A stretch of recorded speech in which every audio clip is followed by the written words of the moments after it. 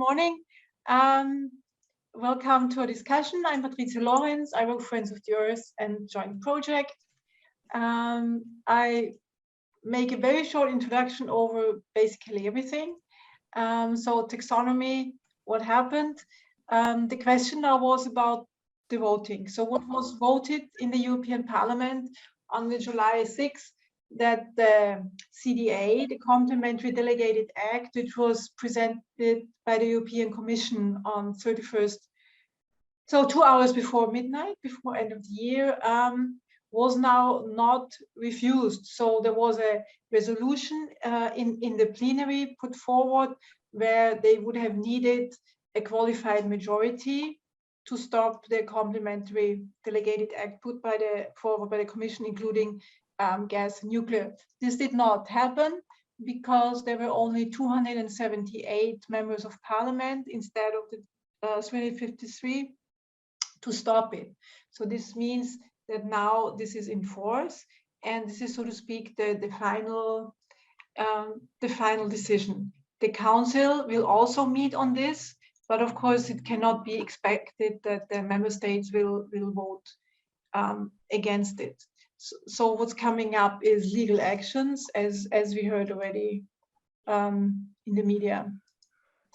So what was very interesting, because there was still some hope it would be stopped, as we remember, and it was what was decisive of the conservative members of parliament, mainly from Germany, which is a very big fraction, and they couldn't agree the week before, so they tried again on Tuesday, a few hours before the vote in plenary, to agree to discuss it again. And what I was told came in then very well organized by the nuclear lobby was obviously a letter from the current Ukrainian energy minister calling for nuclear, saying they would need it. And he was a former boss of Energoatom. And obviously this led to the still majority of conservative members of parliament voting, so staying with the CDA as proposed by the Commission. So now we are, of course, in the next step. What will happen now? Austria and Luxembourg will take the European Commission to court. The reasons for this are basically on the table. I will shortly look into it with you later.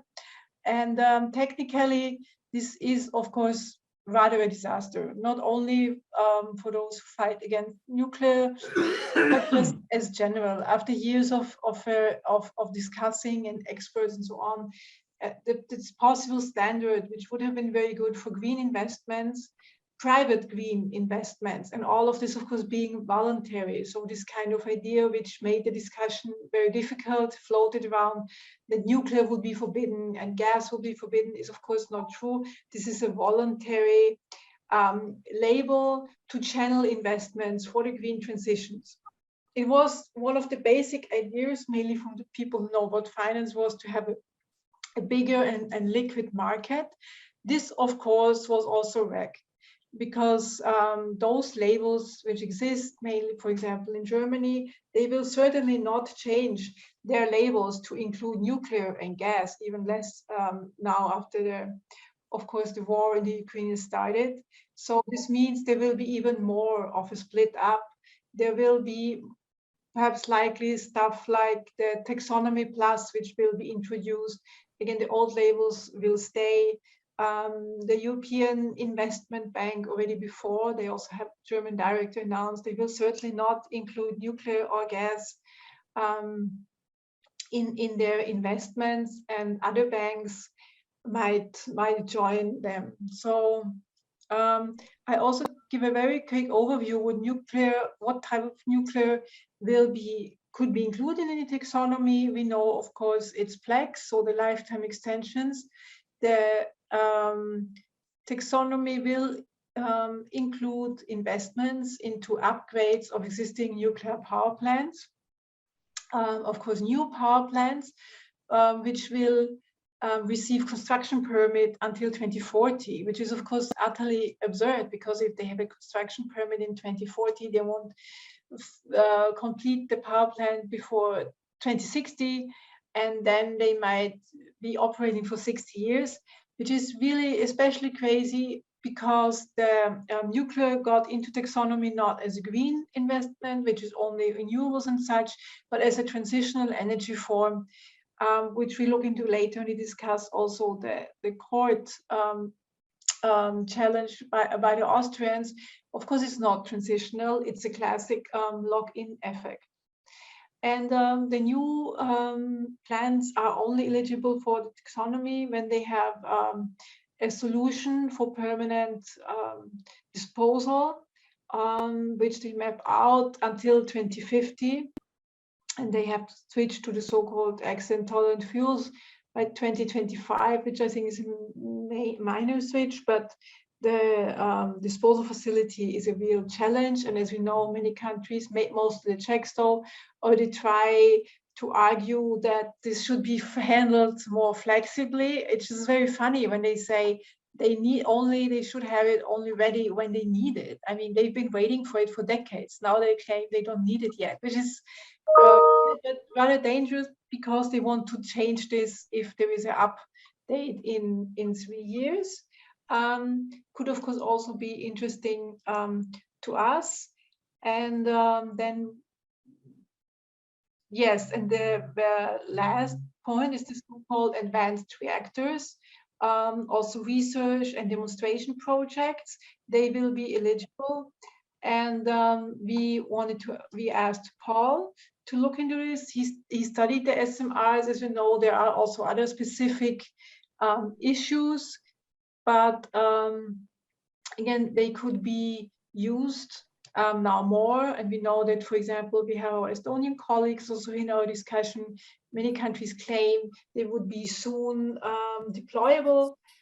We also discussed this already with regulators, where we see they don't see this so easy. The plug and play, as they like to call it, is far away.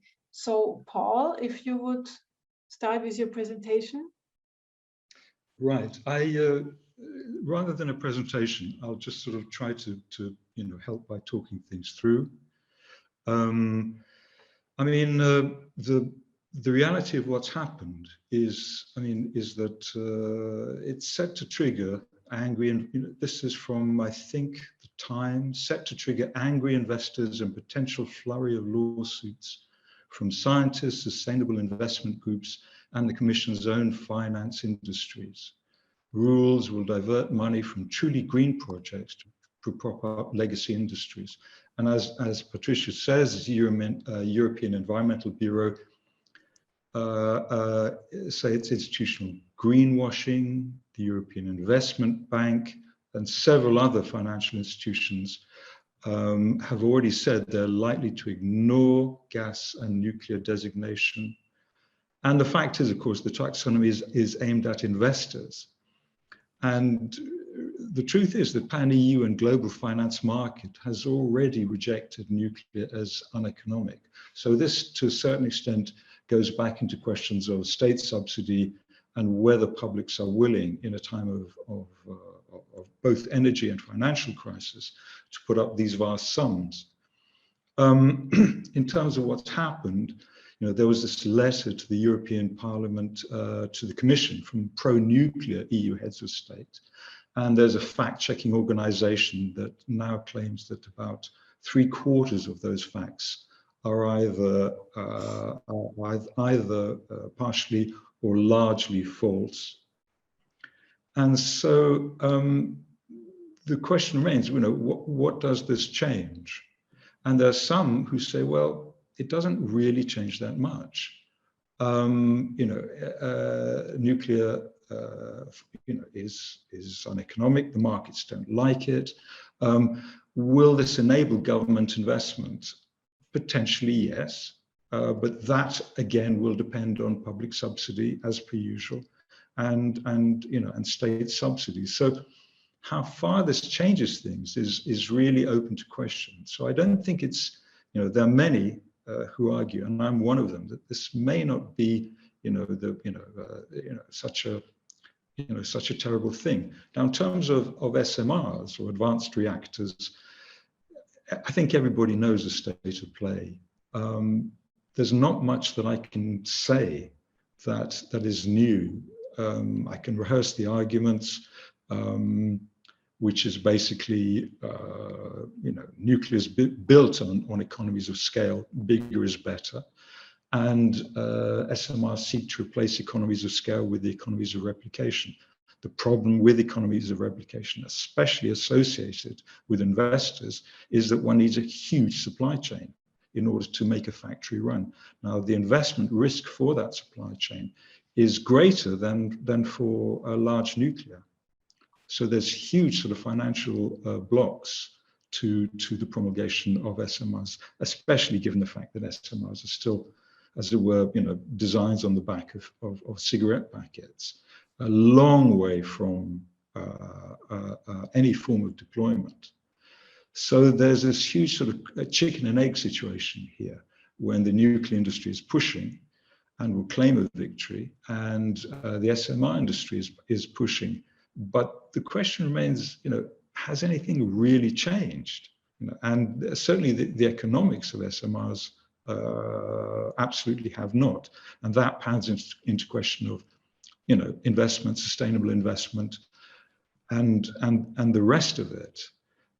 In order to make SMRs investable, basically there needs proof of principle. There needs to be substantive orders on the order book. And you can't really have those substantive orders unless you've already produced already. In other words, it'll do what it says on the box. And then there's questions of, well, what are the sales to, questions of proliferation. And as we've learned in Ukraine, increasingly now, questions of security and safety. There are problems with SMRs that are potentially even more problematic than advanced reactors for, beyond design-based cascading accidents. The multiple, diverse, and highly reliable active backup systems, they're needed. And this complex sort of backup philosophy is incompatible with the small, compact, stripped-down design of SMRs currently under consideration, especially because designs mean a coupling of core and containment. So SMRs face a huge amount of problems, and I would just largely argue beware the hype, and also to a certain extent beware the hype associated with this recent decision. The decision really was never go another way. The EU talking shop was always going to say, well, states, you do what you think you're going to do, Czechoslovakia, Poland, Slovakia, whoever it is. Complicated, of course, as we now know, by Russian and Kazakh uranium, 20% of EU uranium. So there's huge sort of problems that the Russian invasion of Ukraine has plugged into this. It was always going to happen. The EU were always going to say, well, yeah, you can do what you want to do, sort of stuff. So I would just be wary of the idea that this is a sort of something to die in a ditch about. This is business as usual.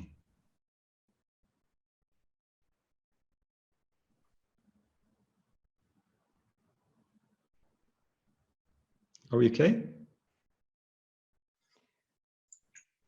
Should we continue, Gabby? You want to make your presentation and then we discuss?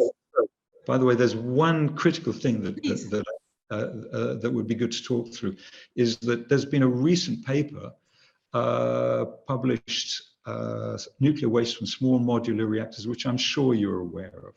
What's also hugely interesting about this is that it's co-authored by Alison McFarlane, who was former head of UK NRC, a Nuclear Regulatory Commission, former head of US regulators, which there's been a comeback to this paper. This paper says largely that SMR wastes are pretty much more problematic than for so-called conventional reactors. And it goes through, the reasons why in terms of the low, intermediate, and high-level streams. And that's largely to do with, the question of intrinsically higher neuron leakage. associated with SMRs, basically. Now, there's been a comeback, of course, very swiftly by the nuclear industry, but there's been no substantive response to it. There's been no published, academic data which says, oh no, this is absolutely wrong.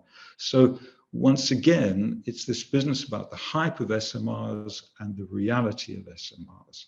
And the thing to recall largely is that pre and post COP, there's been a huge amount of hype for nuclear. And this is playing out through press and media and then into policy via lobby. The only question is, does it make any sense? And does it make financial sense, especially in the context of what's happened in terms of the taxonomy? Nothing much has changed. Nothing much has changed. Okay, thank you.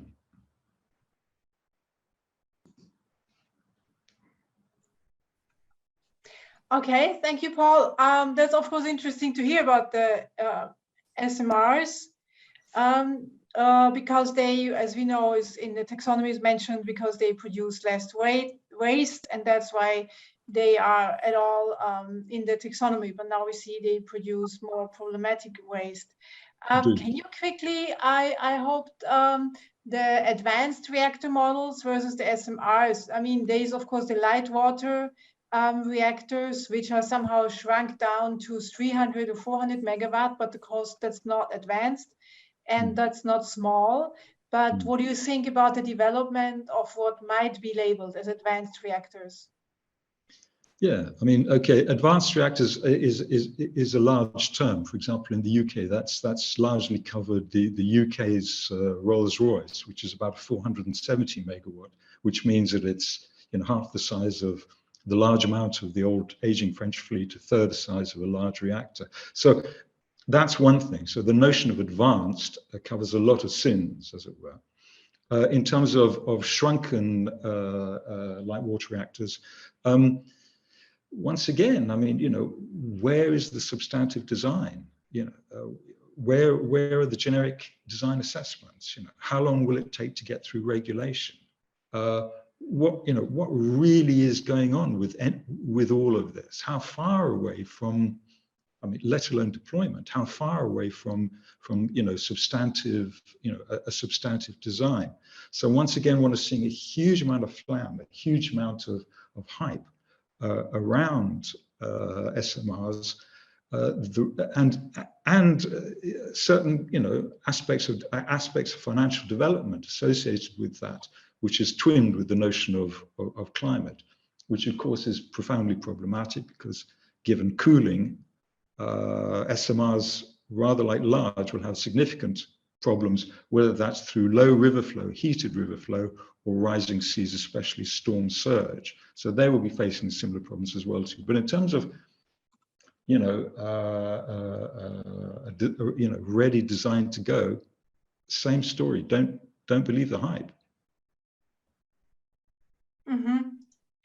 Okay, and before Gabi continues, because as you know, they mentioned not only deployment, but also research, innovation, and demonstration projects.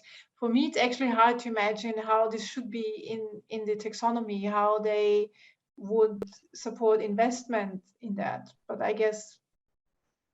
Well, in the UK, what's happened is that, again, it's been public subsidy, which, so the UK has been flinging, 100 million, which, it's a lot of money, but then in terms of nuclear, it's not a lot of money, at questions of development, with Rolls-Royce's begging bowl still coming out. I mean, Rolls-Royce have a long way to go, and their begging bowl will be out very, very soon. So private investment, one's seeing private investment in the US mainly, but then the US, heaven knows what's going on there. But these are a lot of startups with very little substance behind them. Private investors, can one seriously imagine private investment in SMRs? I mean, substantive private investment in SMRs in Europe. I think there would be struggles to do that. I mean, the recourse is then to sort of questions of fiscal dexterity. For example, in the UK, the RAB, regulated asset base model, which sort of promulgates kind of like state aid, you know, state aid, which then the investors see as potentially helpful for them. But then when one looks at what's happened in the past, the American version of RAB, the ECR, was a catastrophic disaster, left America with tens and tens of billions of debt. And so the RAB model has significant problems as well. Basically, does one see private investment in SMRs in Europe? That's the question. Does the taxonomy incentivize that? Well, I mean, it's a lot of words, but you know, where will the money come from? Now, especially if you're talking about, you know, the price per megawatt hour, per kilowatt hour in production, compared to the price per kilowatt hour in terms of renewables, solar, wind, storage, you know, grid upgrade, and of course demand side management and the rest of it. In other words, thinking holistically about energy. So, you know, still, it's not looking that great for SMRs, is the reality. Madis, you wanted to say something. I wanted to ask about this requirement of the accident-tolerant fuel. So Patricia said it's not a big deal, but it is. It is. Is it? Oh, sorry. So accidents for fuel or provision? No, Yeah, I mean the accident-tolerant fuel. Yes. Yeah, I mean they seem to be developing it, and the Russians even had some. No, I would say that clearly SMRs, the compact design of SMRs is. So, are we talking about fuel in situ? Are you talking about the possibility of accidents for SMRs, or No, the requirement in the taxonomy that the fuel must be like more safe than it has been so far? Oh yeah. Is it possible? Is it already existing or not? Yeah. I mean, we all know the story. Yeah, we all know the story. I mean, it's not for SMRs. It's for existing reactors. It's for existing reactors. It's for existing reactors, and once again, it's just another, you know, it's just another turn of the screw.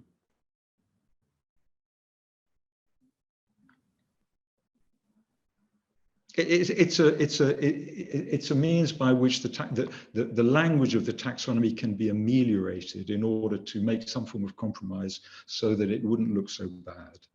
Okay. At the end of the day, it's a bit of a trick, really. You know, I mean, it doesn't change anything. I mean, I haven't seen any description of it yet. I've seen the Westinghouse is claiming they developed it, and Trell, of course, developed it, but real information about the difference is not there. And licensing usually takes, of new fuel, takes 2 or 3 years. But as Paul said, I also think they mainly need to present some kind of additional safety without really changing too much. Perhaps we continue with Gabi, and then we still have space for a few questions, or is there some more urgent comments or questions now? Okay, so Gabi, if you want to start, please. Okay, I have a slide prepared and I will share my screen.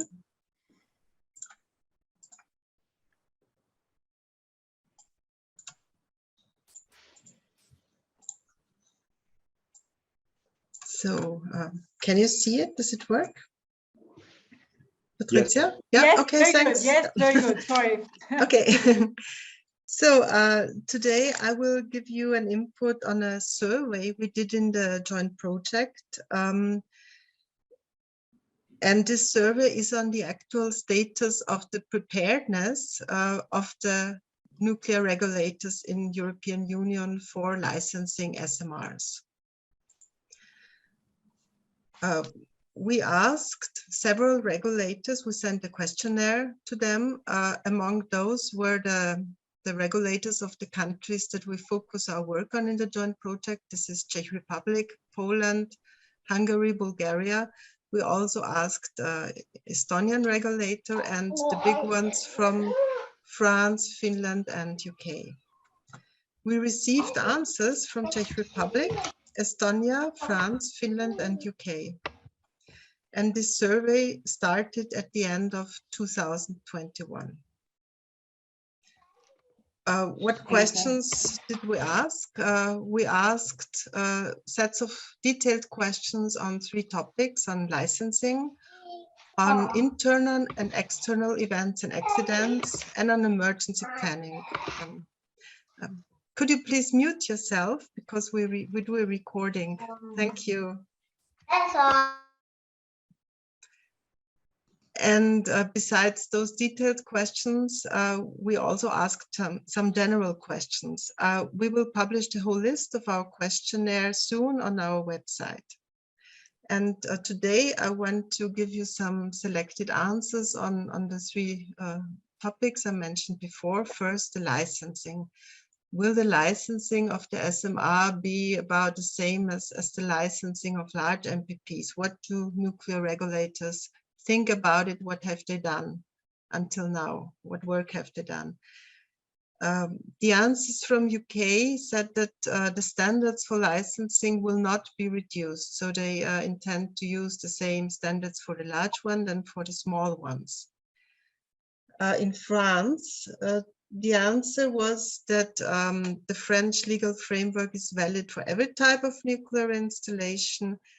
And additionally, they said that they do not provide a generic design certification. And the ASN, the French regulator, expects to complete a faster safety case assessment if a design has already been assessed. So after the first of a kind, it should be quicker. And they also expect that licensing will be faster due to a simplification of the design. Czech Republic answered that some steps of licensing will be simplified or even replaced by other forms of licensing, whatever that will be. And also Estonia answered that they expect a simplified standardization approach for the SMR at European level. I want to go in a little bit more detail for Finland. As you can see, in Finland, they have done some homework, and they published in 2019 a brochure which is called Preconditions for the Safe Use of Small Modular Reactors. And in this paper, this STUK, Finnish regulator, says that the current license procedure is not necessarily applicable to the SMRs.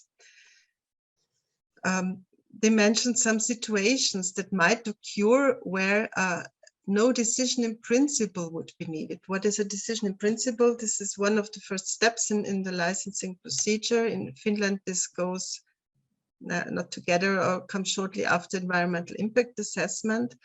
And an example for such a situation is that when an industrial plant wants to construct an SMR for its own need on its own site, then perhaps no decision in principle would be needed. They STUK also gives a list where SMRs might deviate from the large reactors. A facility may comprise several reactors that are constructed at different times.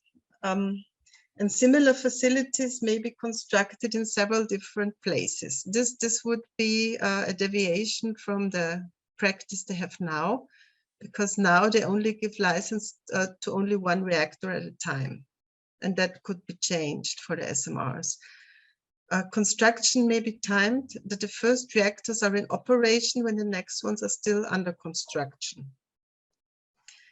There might be other operators than the traditional nuclear power companies, and they would have new organization and operating models, like the before mentioned industrial plants, for example, who might use SMRs for their own purpose. STUK also said that the construction time of SMRs has to be significantly shorter than for the large MPPs. And the license phase might comprise a significant part of the entire construction phase. So everything should go quicker than now and in parallel to construction. The second topic are the initial and severe events leading to potential accidents. From France, we received the answer that at the moment it is not expected that they adopt sort of relaxed rules for external hazards like seismic hazards, depending on the size or technology of the reactor. The approach to identify these events and to address them is not expected to differ from the traditional large ones. UK replied that safety and security objectives will be unchanged, but designers may be able to demonstrate safety in alternative ways or with different features. In Finland, they said that there will be a reduction of factors which could cause disruptions. For example, if you reduce the numbers of pikes, you will have less leaks. But on the other hand, Stuck also said that new solutions may lead to new kind or types of disruptions they have to consider. Czech Republic answered that the requirements will remain in many cases, but for the SMRs, they assume that it will be easier to fulfill them. And the third set of questions dealt with the zones, emergency zones around nuclear facilities. First of all, emergency planning zone, and the smaller one, the precautionary action zone. In Finland, this precautionary action zone is about 5 kilometers around the nuclear facilities, and in this zone there are land use restrictions, for example, no hospitals, schools, or significant industrial plants are allowed to be located in these zones. The emergency planning zone is about 20 kilometers. For the Stuck, it's not clear yet how big the zones should be for the SMR, especially as these SMR might be built close or closer to habitated zones or to cities or something like that. Czech regulator answered that some SMR projects assume approaches to have a reduced emergency planning zone. In their view, this might be comparable to research facilities that pose no radiation risk and therefore have no emergency planning zone at all.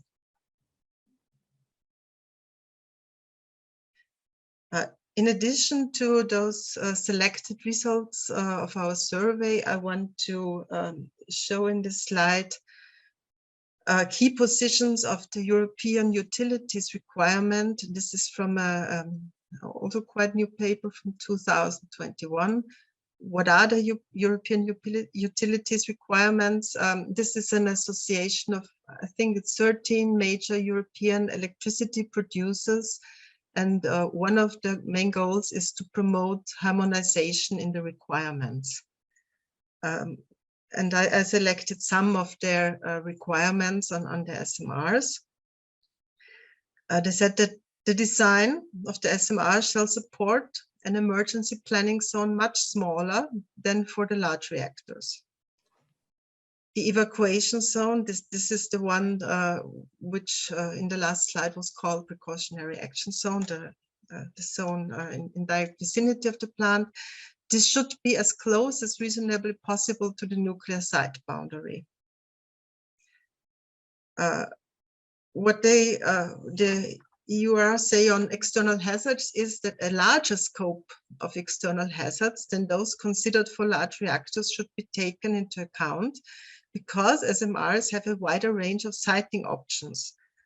Siting options, they give some examples, could be remote areas like coastal areas or islands, also underground, and also near high populated zones or near industrial zones. And therefore, they think that a larger scope of external hazard should be considered in licensing. The potential implementation of innovative fuel designs using advanced fuel and cladding-related materials, here we have the accident-tolerant fuel, they shall be considered in order to enable much higher extent of fuel cycle flexibility in the future. Then they say that designers shall prove that simplification, both with standardization and modularization, are essential parts of the SMR design.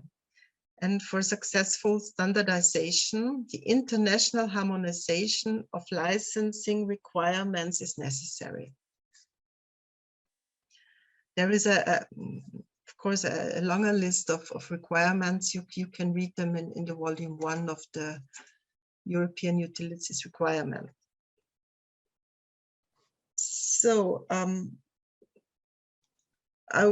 in this slide, I want to discuss a little bit the debates on the SMRs that have taken place at the NSREC conference that has been in June, very recently, 20 to 21st June. I want to focus on cooperation, cooperations that are ongoing between nuclear industry and nuclear regulators, because it was a big topic there, and I think it's an interesting topic. Besides Venra, I wanted to inform you that they also started a review in 2019 to prepare new safety reference levels for the SMRs. But the cooperations that were mentioned and introduced at the NSREC conference were first the SMR Regulators Forum, which basically is for regulators. Then a new initiative, a so-called trilateral initiative between the regulators of France, Finland, and Czech Republic, that they want to do sort of a pre-assessment of France's newer SMR design. And in this pre-assessment, they want to, they will work on safety goals and on design conditions, design basis accident and beyond design basis accidents. Then another initiative has been introduced, the European SMR pre-partnership. Its steering committee consists of the following organizations: the SNETP, this is the Sustainable Nuclear Energy, no, I can't read it, and Technology Platform, the NSREC, the European Nuclear Safety Regulators Group, European Commission, Nuclear Europe, which formerly was called Foratom, and the chairs of the 5 working streams. And the goals of the steering committee are development of necessary industrial supply chain in Europe, the encouragement for the implementation of common harmonized licensing processes across European Union, and the establishment of a strategic research agenda. And the debate showed many open questions among those who will start with harmonizing the standards for the reactor designs, industry and regulators, and how do they work together. And this resulted even in a comment of the host of the conference, Anne McLachlan, who said, "Are you playing tennis?" Because the one said, you have to do this, and the other said, no. Regulators want to be presented with major designs. An aspect of debates was also that it's important for the vendors that they can even now work with different regulators before or during developing of their designs. So some short conclusions. The regulators do not only expect new reactor designs, but also new types of operators.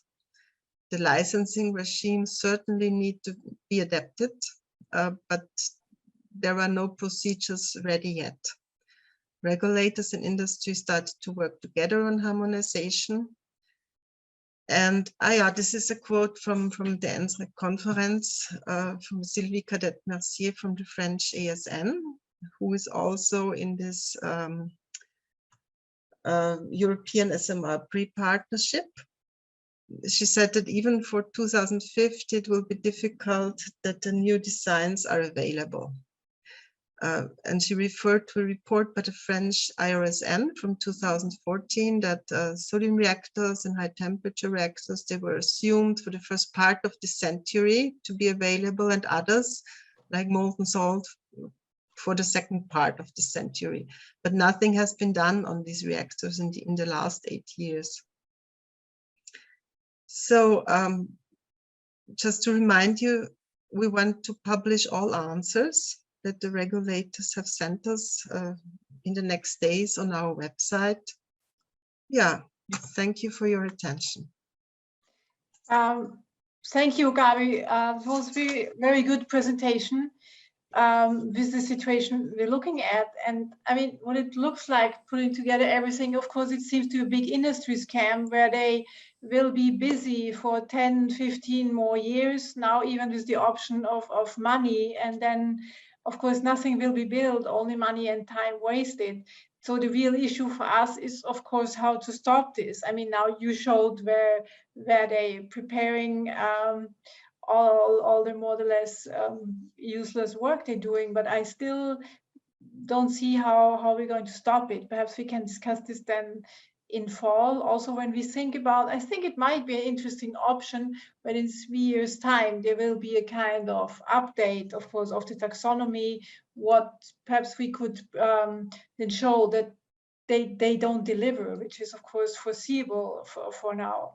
And just one question before everyone can talk, but Paul, you said once they were planning for this SMR factory. Is this still the case, that they need to have 16 SMRs ordered so that they can build this factory all? Can you explain this, please? I mean, it's this discussion you can read fundamentally Ramana, who's the expert on that, and his calculations are, I mean, far more extensive than 16 to have on the order book to make things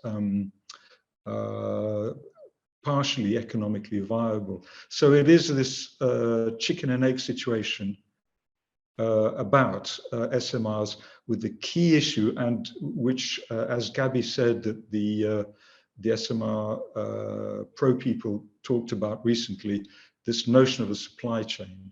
So which is basically, you know, it's this whole industrial infrastructure that's needed to replace the economies of scale with the economies of replication. In other words, a factory run. And in order to do that factory run, you need a huge investment in the supply chain. The problem with that is that how can you prove that you have markets? In order to have that money, you need to prove that you have a market. And then the argument goes that, well, by a market, you need an order book. You know, you need a substantial amount on your order book, and that won't happen until you have a product. So it's a circular problem. It's a circular problem. I think, Madis, you know a bit about this because you're following closely the discussion in Estonia. Perhaps we should introduce the situation for those who haven't talked to you lately, what it looks like in Estonia concerning SMRs. Perhaps you can say a few words. Yeah. So maybe to add on to Gabi's presentation, Estonia is not a nuclear country at the moment. So we don't even have a regulator at the moment, which is why maybe their answers were a bit vague. It was done from the Ministry of Environment, who's not, maybe is not going to be the regulator in the end, if it's going to be a nuclear country in Estonia, which we don't know also at the moment. But the Estonian lobby for SMRs, they are very optimistic. They say that they will have the plant producing energy as soon as 2032. And I again remind you that we do not even have any regulation on on nukes at the moment. But their logic is that they are looking keenly at Canada for the OPG project, which is supposed to be ready by 2028. And I recently had the chance to ask the Canadians directly, like, how is their deadline now looking? Because in February they said that yes, 2028, it's not finalized yet. And now there's been this huge war in Europe, which has done things with the supply chain and also with the energy. And and construction prices, and also to the kind of public perception of nuclear power. But they said, no, it will be even quicker now, which sounds to me a bit like a hype. But it seems like, yeah, the domino stack is that everything has to be perfect in Canada, and then it would be open to Europe as well, to show that this thing is even possible. But it's not going to be this factory built reactor in Canada. It will be first of a kind, unique, first kind of very custom build, and then the next few ones will also be custom built and more expensive than the factory ones. And like the experts say, perhaps this is where the road ends as well, so there never will be a factory produced SMR. But we'll see, and we'll see if we even see the first ones ever happening, which is highly unlikely. But yeah, the Estonian government, they're on the fence. They cannot say that they are against nuclear. They currently are saying that we will research and analyze and figure out if it even is suitable for us. So I am sitting currently at the working group that is trying to commission this study of possible siting options. So we don't even know if we have a place for any type of reactor, and they're trying to look at different reactors. So if the I don't know, molten salt reactor, would this fit anywhere? Or the boiling water reactor, would this fit anywhere? So it's going to be a very general, broad overview. So I think we can contest it in many different ways. Sorry, can you repeat exactly what they said, what will be ready by 2028? What exactly? So in Canada, there's yes. Ontario Power Generation is trying or planning to build this BVRX 300 GE Hitachi design. Okay, the one. Mm-hmm. I mean, that's like their plan, but as they said, the timeline is definitely not finalized yet. That's like their most optimistic goal, but yeah, it's easy to say random years, many years before. So that's when they will start building or have built one in Canada? That's when it's done in their heads.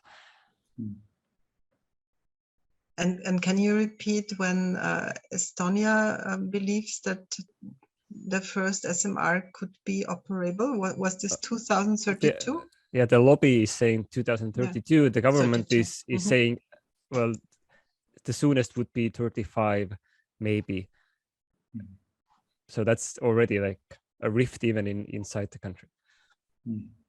But then the 22 goal is assuming that everything goes perfectly, that the building goes perfectly, that the harmonization goes perfectly, so no hiccups on the road. So it's very unlikely that this would happen. And of course, it's not going to be a factory-built reactor. It's going to be a custom one. So. Yeah, and in its answer, in the Estonian answer, they said that in 2030 they expected that there has been some harmonization on the European level been finalized. That's really interesting. That's really interesting. But I mean, Stuk saying, you know, their regulation will cope with it. Their regulation hasn't coped that well with the EPR. And the problem with Stuk has always been an inadequacy of regulation, no matter what they say. And by the way, I do recall, I was in RUSI, which is the sort of intellectual arm of UK military, basically. And they asked me to talk about SMRs in front of a list of admirals and generals a few years ago. And after the talk, then one of the heads of sort of SMR firms came up to me, Chatham House Rules, no name, no factual, and said, look, his main problem was one of security. And given what we know about what happened in Ukraine, the security issues associated with an SMRs, the restricted defense zones, the coupling report, and all of these other issues is a major, major issue. And for this guy, who was head of an SMR corporation, for him, this was the problem. For me, I have two questions now. I think what Paul said is also very interesting, mainly for a place like Estonia, where it's always the Baltic states who, of course, claim that their security risks in the situation is the highest. And yeah, this could, of course, be the case. So it's the question whether this would not be a new argument in your discussion.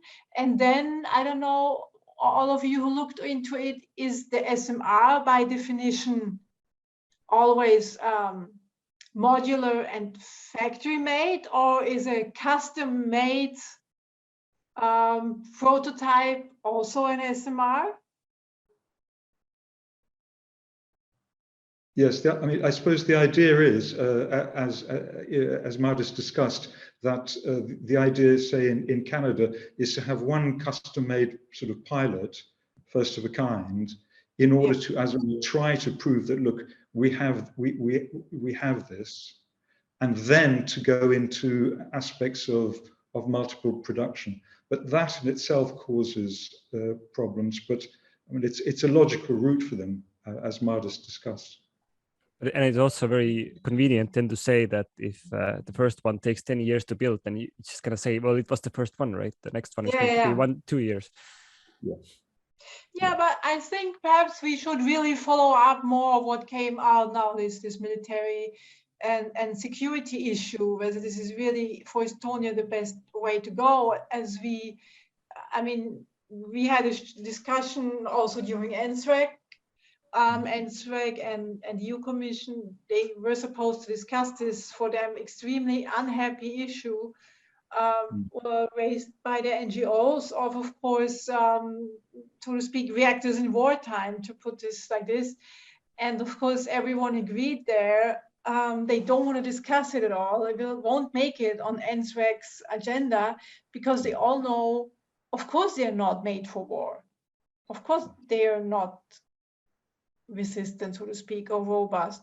So perhaps this would be something we should follow up, mainly in those countries like Poland and Estonia, which don't have nuclear, but are exactly now thinking about it. Perhaps this would be important to introduce this into the discussion. What do you think? I see Marcin is also here. Perhaps you would like to say something about Poland, Marcin, when it comes to this issue. About security, you mean? Yes. This particular issue is being untackled for a while, I guess, in Poland, completely by the public opinion, by the proponents. So I'm not sure if I have more to say about this point. Maybe if I'm taking floor, I can comment on one point that Dr. Paul Dorfman made about this negative feedback from the market about the sort of requirement, necessity of the industry to have some book of orders first to have any plans. So that seems to be well, at least in Poland, or maybe, I don't know, in some other countries, it seems to be overcome through the proposing of SMRs by the state, but that goes also through other paths because the first entity to propose SMRs in Poland has been a private corporation. So that seems, at least for the first stages, it's somehow overcome. Just to propose SMRs it doesn't need this positive signal from the market. They assume that the single unit could be somehow built with even maybe equity of those companies. But then a huge support is also through the state-owned and state-controlled companies, which for which it, at least in terms of promises, it seems irrelevant to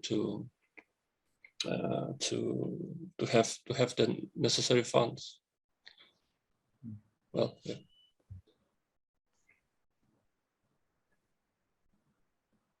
I want to add something to what you said before, Patricia, to the question if the SMRs are always or can even be modular. So if one is developed, that can it fit in all possible sites? And I think this is really a problem, because if you look at external hazards like earthquakes, then you have different risk in different sites. Also, you have different risk of flooding or other, a whole lot of whole long list of external hazards. And if an SMR should be fit to withstand all those risks, it needs to be a very, very good design. And I'm not sure if this fits with economic aspects. Because this will not make it any cheaper if it has to withstand all possible external events in every possible site. That makes complete sense. And I mean, given given what's happened in Ukraine, not simply for SMRs, but maybe for other forms of new, but certainly for SMRs, questions of defense in depth, for cascading beyond design base issues and the rest of it may be a absolutely substantive factor in terms of any possible design evolution. The security argument is a strong argument, as are all the others.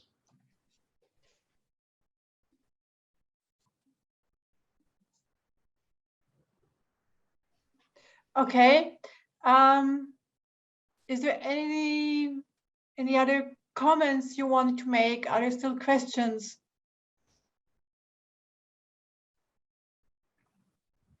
Concerning the taxonomy, perhaps. I mean, we could say that we looked into the SMRs and we could see what happens with the taxonomy, the court challenge announced by the Austrians. Yeah, Oscar, you raised your hand.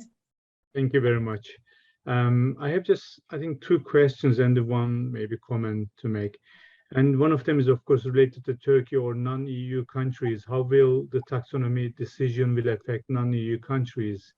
If you could give some information on that, that would be useful for us.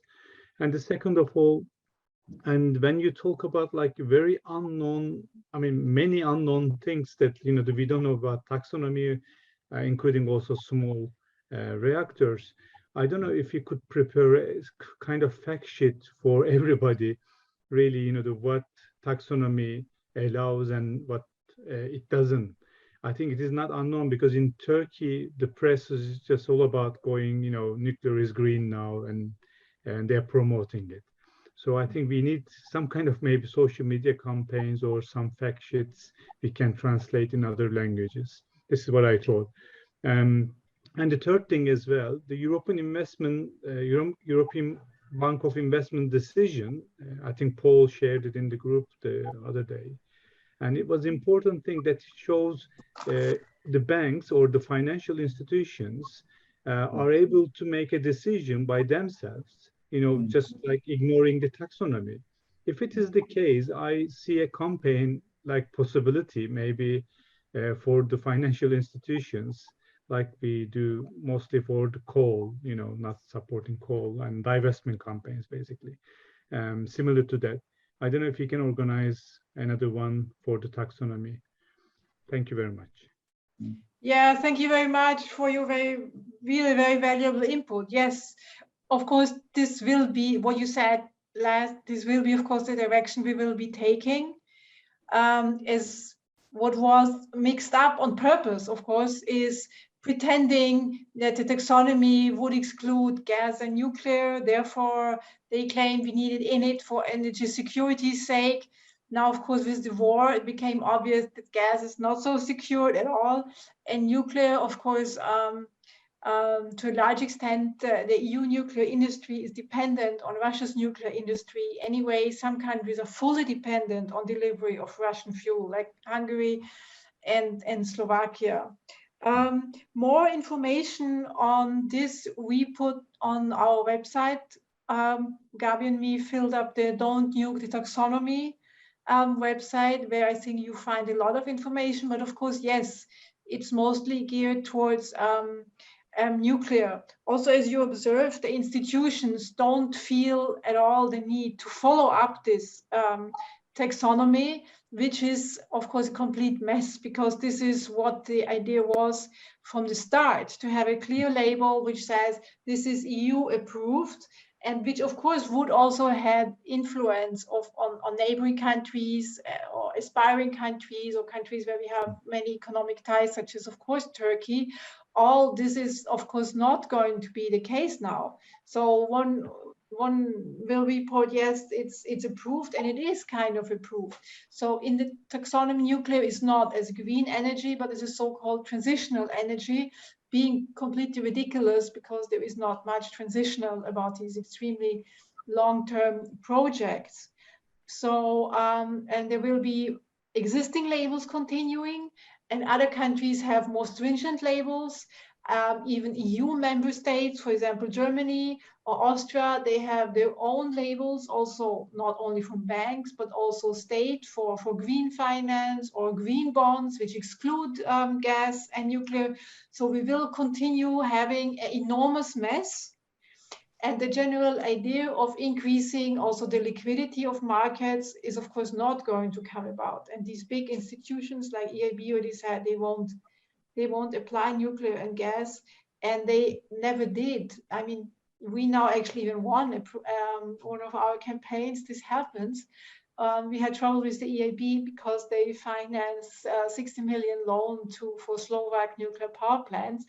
This whole thing was so ridiculous, and surprisingly they gave in and don't give them the money now. So the situation will not improve there. And I forgot what I wanted to say now, but perhaps someone can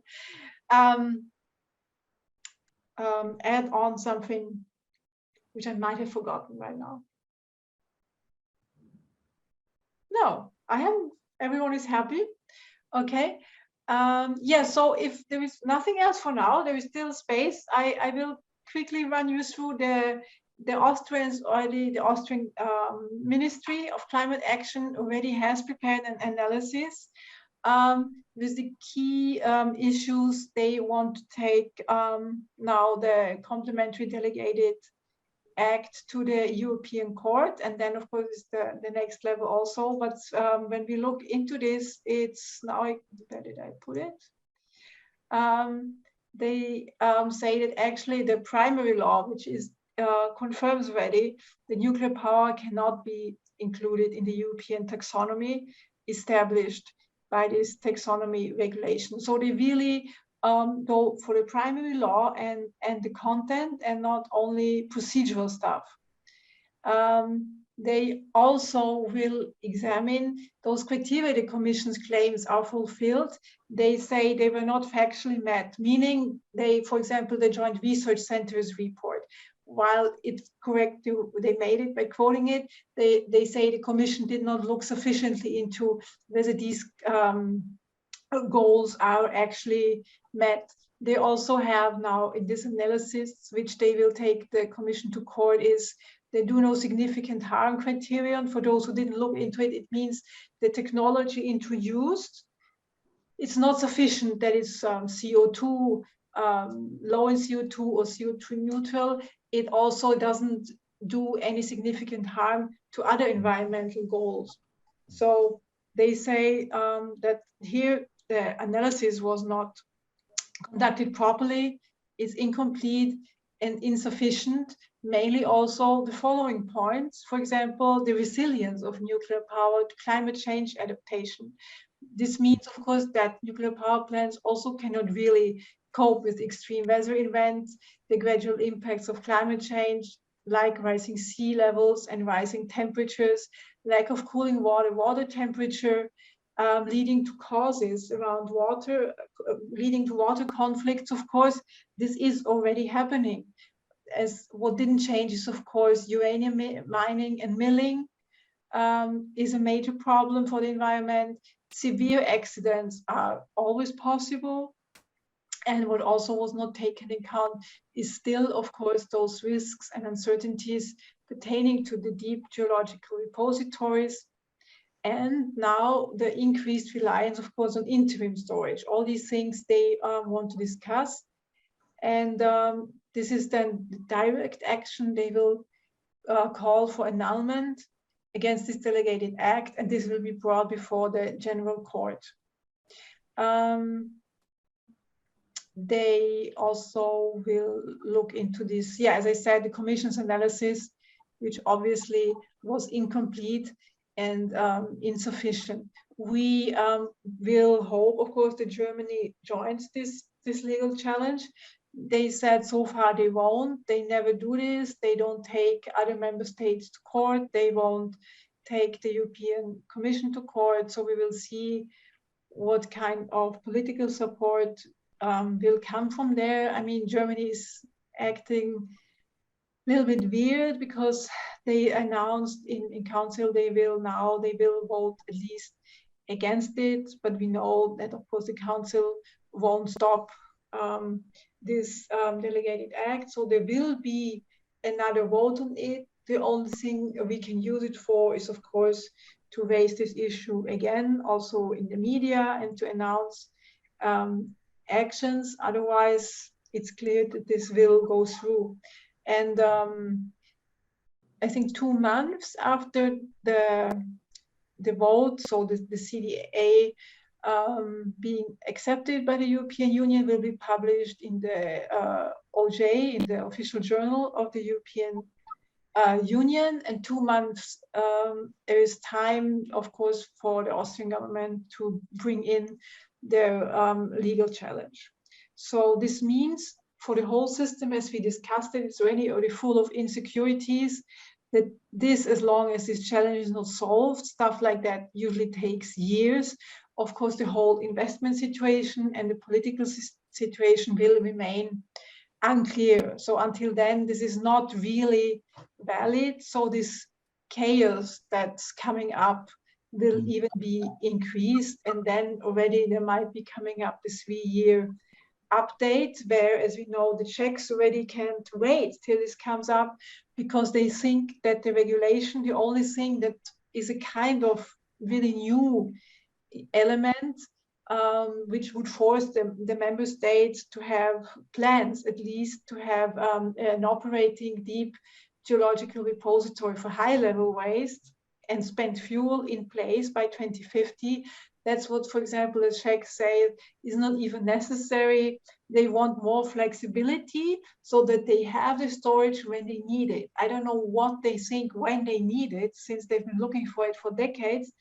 So there will be a push to even get rid of those few criteria. Sorry, for Gabi and me, we've been working on this, on the waste directive a lot, where actually this is where the countries have to report regularly, I think every 3 years, on their progress they made in finding and also financing, of course, this deep geological repository. There we, of course, will have to take a much closer look. We also already discussed it with the European Commission, where I told them it's not going to work when they simply put some very little figures without any kind of context into their report. And we want way more transparency. And when you look into the financing provisions, we made a short study when Finland announced they finished, so to speak, the repository. It cost 5 billion euros. So for once that we had kind of real figures in the game. So we checked quickly who else would be able to finance him, because it's nice that they kept saying that everything is ready, it's only political resistance. And of course, nobody has these 5 billion and won't have them. There are some very bad examples, like Slovenia, who has simply 200 million euro. So they're very far from having any kind of substantial sum to finance a deep geological repository. Some countries have more, but no one really has enough. And this could be, I think, also a very interesting debate we're going to lead, because I know in Slovenian parliament, but also in the Czech parliament, there were already discussions of raising the fees, so as to prove that there will be enough funds accumulated to start the construction. But they were against it because it seems, of course, that their economic robustness of the nuclear energy generation seems already so tight that raising these fees could kill them, which of course makes it interesting for us. I think this could be another interesting topic for the upcoming years, when we discuss taxonomy, say, okay, yes, but then they need to increase these fees, obviously, from the existing nuclear power plants. So I think together with the security issue, which we came across a few minutes ago, I think this could be how to follow this up, this extremely unhappy decision in the European Parliament.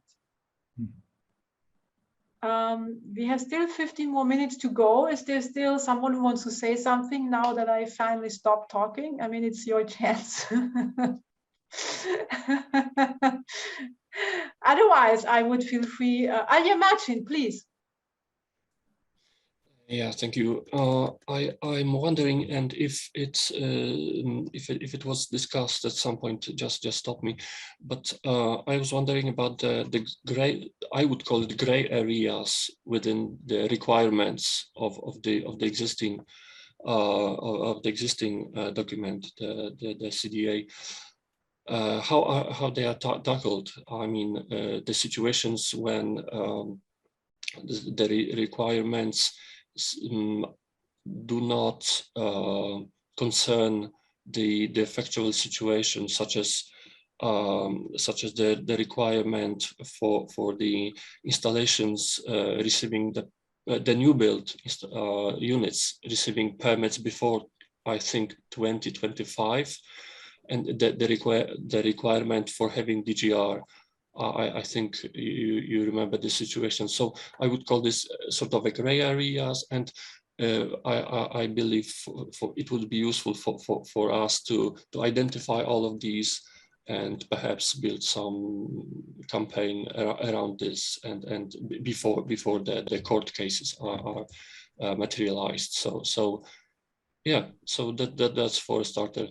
And specifically, a question about the requirement on having the certain threshold of greenhouse gas emissions within the whole life cycle of the investment.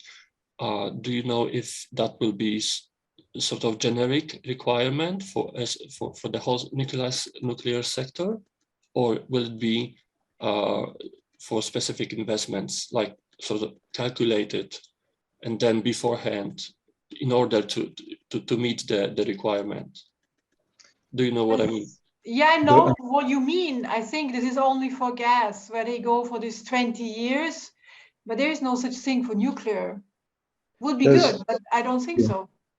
There's sort of, you know, academic research discussions and also publications by the sort of the kind of a pro-nuclear branch of the UN based in Switzerland. You know, so this life cycle about CO2 for nuclear at the moment is coming down on the side of nuclear, where there's been sets of studies which they've been pushing over the last year. In fact, that is a real area of concern for us, and it's one in which in fact, I'm trying to get a group together to work on this, because the zeitgeist, the substance of these studies is that nuclear, in terms of life cycle, including waste and uranium from cradle to grave, they're producing numbers which are saying, you know, it's helpful to nuclear. Now the question is, of course, questions of assumption. What forms assumptions produce outputs? How did these assumptions? So it's basically not simply to look at these studies, which is basically sort of, you know, in response to these studies, but produce one's own study. Benjamin Sovacool did one about, you know, 10, 15 years ago. It needs to be updated. So there needs to be substantive academic research work done on nuclear life cycle, both SMR and large. Yeah, I'm quite aware of the scientific discussion on the LCA for nuclear. The point is that the Commission in the proposal in the CDA has not pointed at any way of determining the threshold of greenhouse gas emissions. So it didn't even say that it will be based on some scientific analysis, some pieces of I don't know, specific research, you know. So that's for one thing. It hasn't. There are no details of determining how this threshold will be fixed for the investments. So it's not merely about the scientific discussion. Martin, I want to add that there's one sentence in it that the GHG emissions have to be verified by an independent third party. I'm not sure if you have found this. I don't know what it will mean in the end. This is the only thing. Could you please repeat this sentence? I quote, quantified life cycle GHG emissions are verified by an independent third party. This is under the additional criteria pertaining to substantial contribution to climate change mitigation, where the 100 gram CO2 per kilowatt hour are laid down. It's in the appendix. Now, what is it? It's under the pre-commercial stages for the advanced reactors we're talking about now. It's in Annex 1. So this is also applying for nuclear, these 100 grams. Yeah. I forgot it, but it's true. It was clear in the beginning. Yeah. Discussion. Yes. I remembered about this, but still, for me, the point is this is on one side, and how will it be sort of met on the nuclear side? What will be the? I'm not sure how to name it in English, but yeah. So what else? How the investors will have to prove that it's met? Yeah, this is something nobody really knows. We discussed this, I think, in the first webinar with the National Bank, and also mainly for gas, when it's, so to speak, post factum, after 20 years, they would have to prove that over these 20 years, they kept to this threshold for gas. So no one really knows how the financial, how they call it, the financial market oversights are, of course, not equipped for this discussion at all. So this is completely unclear. Yeah, that is why I would call it a gray area to be identified and listed by us. Okay, thanks. It certainly is, and it needs some light. You're right. Yeah, but 2025 will be reached anyway before this taxonomy is really enforced at all. If you include the legal challenges, this could be then a few weeks or one. I mean, being realistic, because then they can appeal again at the next level. So this will take a while. Okay, is there anything else? I still would have, sorry, a question. Then did you say 2025 in force? That isn't that time for the revision of this, because this was supposed to be 3 years cycles. Yes, but we will see. But no, I think the core challenges now, it's 22, will take more or less until then, and then you will start this 3-year revision time, of course. Cannot start now but these everything that's timed 2025, of course, will be over by that time. Okay, but I think a lot of stuff will happen in between. We have a few more minutes until 2030, until 12:30, sorry. It was a weird sound. Is there anything else, or we would finish this discussion? So then, yeah, I would thank very much Paul Dorfman for the very interesting input on for my head, the inspiration with the security angle, of course, and Gabi Mars with the really very good overview over what's out there concerning regulation, licensing, and all those weird groups that are constantly pretending some activity. I think this is part of their business model. Yeah, let's keep in touch, and we will continue. I'm speaking here for Gabi and me on the Don't Use the Taxonomy project, at least until end of the year. And besides the ideas we floated here, and we would like to follow up. There is a part also to talk to financial institutions. We already have very good connections to Germany, which of course is important, as we know, and the larger financial institutions on the European level. I think we will not be able to avoid contacting them anyway. For example, also have to mention the EBRD here, because one of the things that worry me most is, of course, the push of the Ukrainian government right now to build new reactors. This is utterly crazy for a number of reasons. And when we look at the situation right now, of course, the threat is real that, for example, the US will give them as a present here and there AP1000. And this would, of course, mean that the construction, even if it ever should work, might take 30 years. And until then, they will keep life extending the old reactors, which are already 40 years old by now, which is, of course, completely crazy. It won't bother the US, but since we are neighbors, it will be a major problem for the EU, and we are wondering how to campaign on this issue. I think the European Union will have to somehow put themselves together and stop this craziness in our neighborhood. So thank you very much for the very inspiring discussion, and let's keep in touch. And if you want to see what we're doing and what's happening, you can always go to our don'tusetaxonomy.eu website or contact us directly. We're always happy to hear from you. Goodbye.